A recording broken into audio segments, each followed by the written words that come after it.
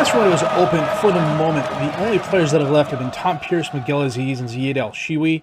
They've all left on loan. Aziz and Shiwi came to me mad because they weren't getting playing time, even though I told them they would be squad players. And in probably Al-Shiwi's defense, I wasn't really playing him all that much. In fact, I don't think he's gotten a start for us at all this season. Let's go here real quick. He got 3. You know, but at the same time, I'm not that sort of manager who's going to sit them on the bench just so they can sit on the bench. If I can get them playing time and not weaken the team by sending them out, then I'll go ahead and do that. And I think by sending out Aziz and Ziad,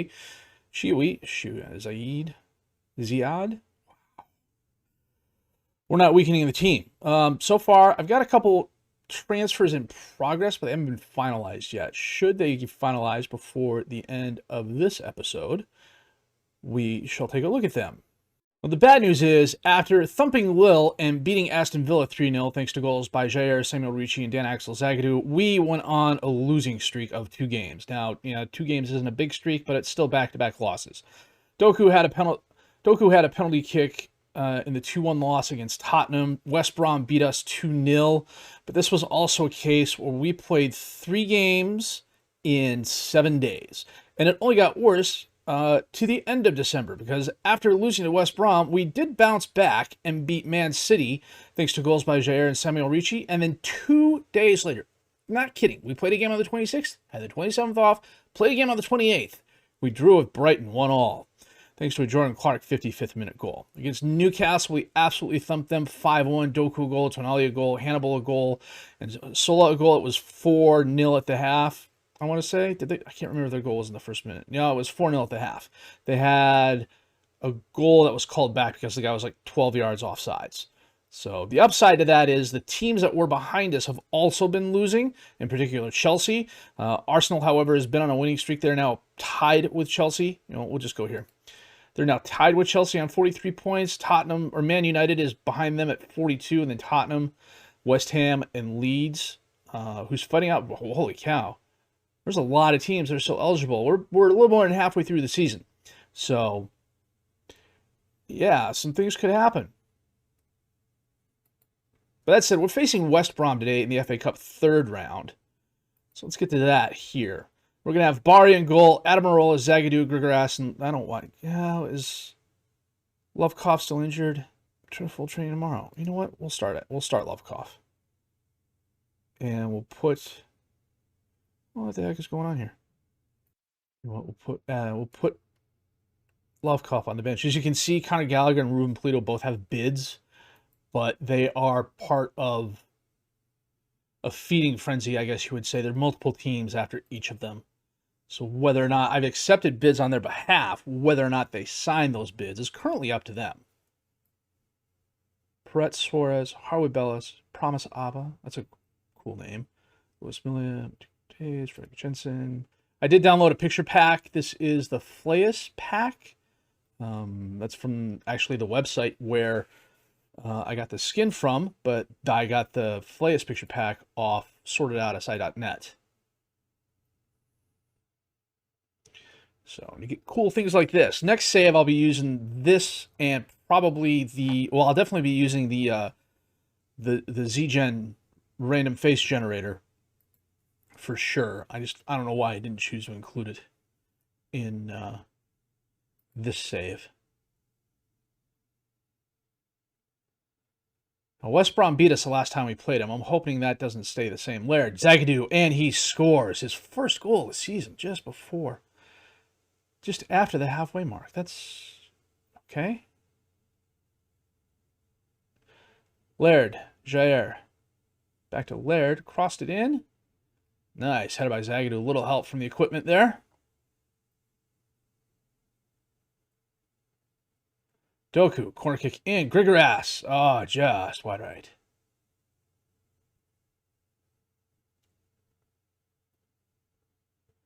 Milla. Ricci heads the ball away. Bogus is going to run it down, get it back to Milla. He sends it in, and they get the equalizer literally 4 minutes later, 8 minutes later. Annoying.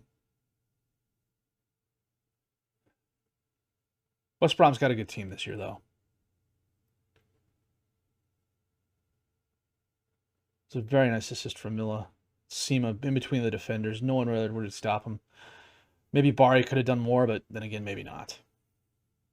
Oh, I don't need to. We know he's on sides.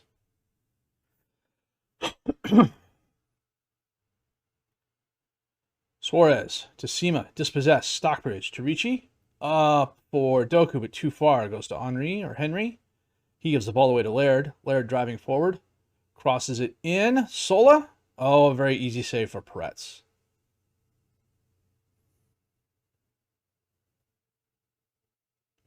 Doku came in second in the World Golden Boot voting. Sola, powerful shot. His 20th goal of the season. He's averaging just under a goal a game.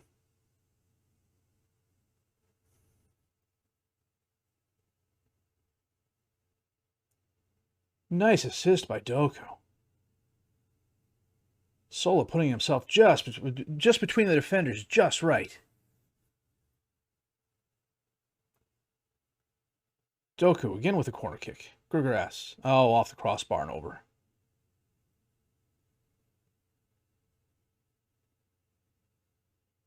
Doku again crosses it in. Jair. And he hits it over.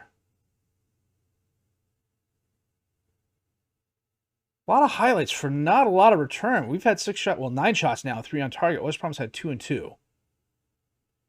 Neither of us have had clear-cut chances or half chances. We've each had 1 long shots. We're dominating possession, but stuff like that isn't really helping us.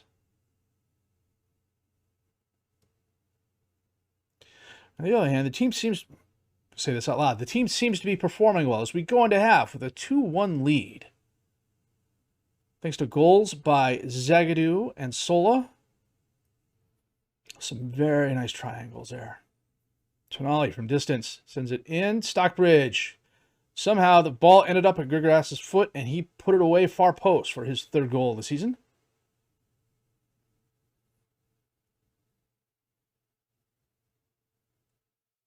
Stockbridge to Grigoras. Okay, that works. I do believe the construction has been finished. I'm not seeing, I don't remember seeing a note saying that the construction had been finished, but I'm also not seeing the big gray boxes. Adamarola to Sola. Back to Adamarola. Or to Zagadou. He gets it up to Ricci. Ricci to Sola. Driving forward. Holds it up. Turns around. Crosses it all the way over to Jair. He gets it. Oh, he tries singing it and Abba knocks it away. Grigoras to Laird. Backheel pass. Oh, okay. 2 backheel passes from Jair to Tonali. Laird ends up with it. Gives the ball away. Gets it back. And Tonali's there with the volley. His 4th goal of the season.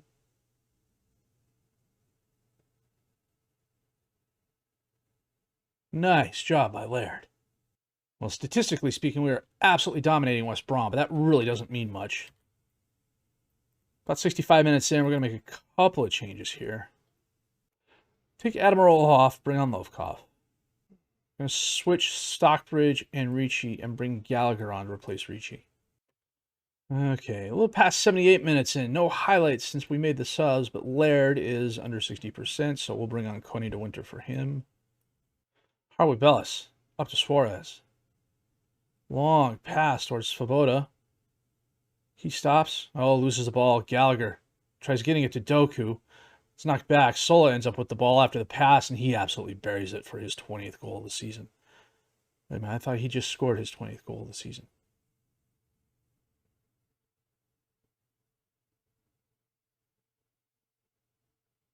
Nice pass by Stockbridge up to Sola. Rocket of a shot, upper left corners. And that was a dominating performance. 26 shots, 10 on target. I don't know what's going on here. Tonali from 30 yards. Oh, Peretz, a very nice save. And a corner kick. Knocked away by Sims, going out of bounds. Game should be over here.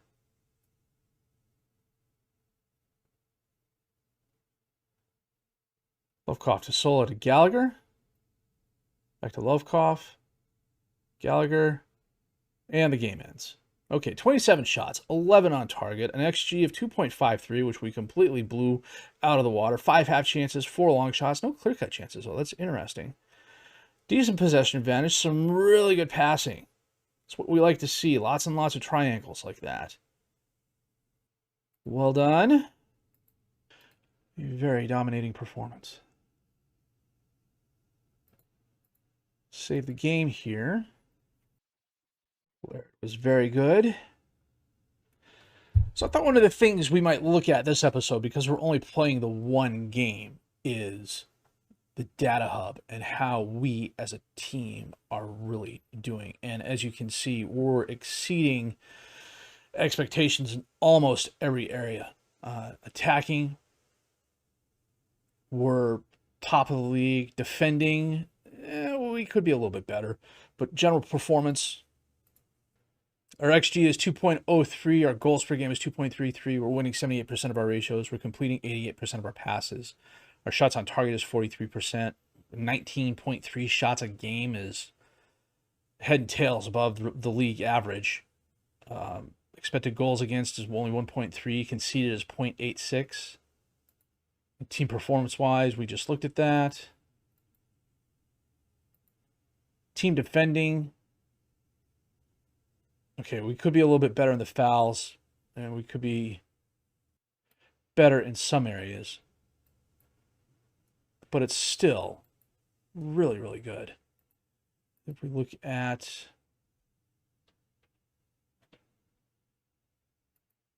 the team as a whole here, fewer passes, accurate passing. Team attacking, we're doing really well. Scoring, we're top of the league. Manchester City is the closest team to us, I would believe, and United's up there as well. Lots of blocks, lots of clearances. And we're averaging 10 blocks a game, 11 and a half blocks a game. It would help if I would learn how to read a graph. 45 clearances a game. Defensive efficiency. Let's see. Shots faced per game is 13.2 maybe. Opposition conversion rates, maybe 6.25%. Our attacking efficiency is really good. So we're averaging almost 20 shots per game and a conversion rate of just over, well, right about 12%. And it would be nice if you clicked on it, it would tell you the exact percentage. Crossing-wise, this is an absolute strength for us. We're averaging 47, call it 46 crosses. Cross completion rate's 25%. Now, Chelsea's got the better of everybody there, but they're also not as attempting as many as we are. So it's kind of... It'd be better if we were all the way over here, but I understand why we're not. Most of our passes are coming from the midfield, which is to be expected, considering the formation we play. Possession lost, we tend to lose it more often than not in our opponent's goal and our opponent's midfield. And then possession gained, we tend to gain it a lot on our side. Our defense has been really, really good about getting the ball back. Scoring-wise, Jared Bowen is absolutely blowing the league away. I'm not quite sure why. If I click on this, will it take me too long? Yeah, you know what? Let's type. Well, is it Jared Bowen and Ferran Torres? Torres, I would expect. Jared Bowen, he's a good player, but I don't know that he's that good. He's at Arsenal now. Okay, maybe he is that good. He went to Arsenal for 8.75 last year. Oh, flip it. 7 goals on 36 shots. Okay, that'll do it. The one thing I am proud of is Mede Bari, who is not even 20 years old, I want to say, is doing really well as a keeper. I would bet he's improved by at least half a star since he's been here.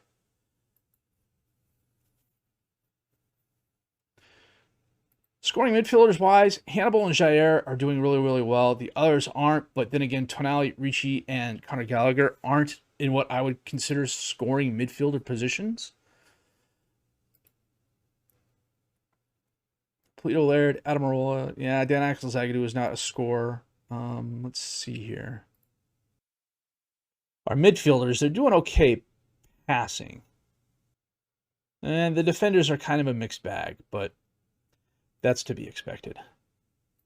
The forwards, yeah, they're not known for their passing. They're known for their scoring. Crossing wise, Ibrahim Konate is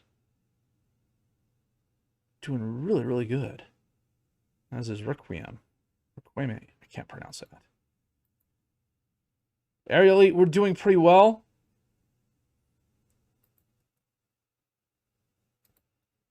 Now we looked at passing. What else can we look at? Midfielder assists. Not too bad. Not too horrible. Again, the guys I would expect to be on the assist side are doing just that. Doku's going to be there. Sola's going to be there. Sola is having fewer key passes, but he's having more assists per minute, per 90 minutes rather. And this is the one I'm interested in. I would have thought Laird would have been higher. Instead, Serginho Dest is all the way out there. Holy cow.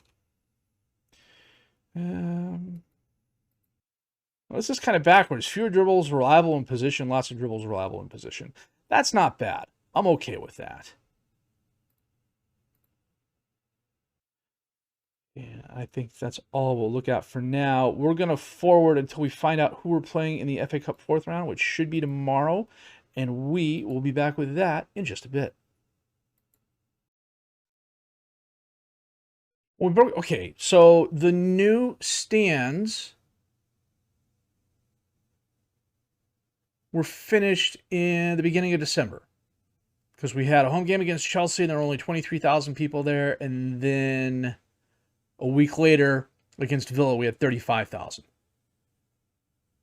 And then we had another 35, and we had 35,292 against Newcastle and 35,292 against West Brom, and those were new gate receipt records. So, 35,000 seat stadium, that's not bad.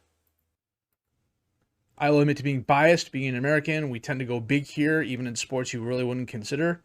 Believe it or not, I think the biggest stadium in America is still Michigan, University of Michigan, a college football team. Seats 110,000. I could have sworn the 4th round draw was today. Well, here's the first out. Ruben Polito has agreed to go to Roma for $20 million. Oh, Bari's out for 3 weeks with 3 to 5 weeks with a twisted ankle. Okay, that's not a big a blow as it would appear to be because we still have a Turbe, who's still a solid keeper.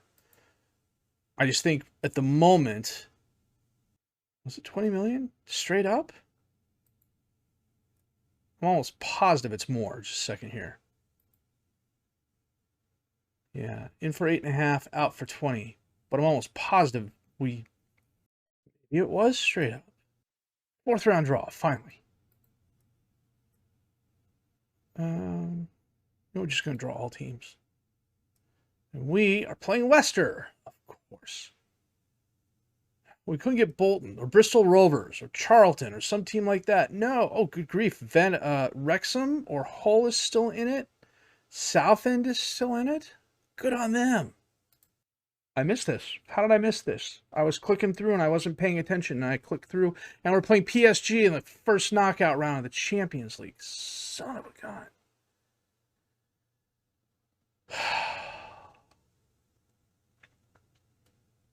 Okay, well, the save just got that much harder. So, holy smokes. What are we going to do? We'll probably go...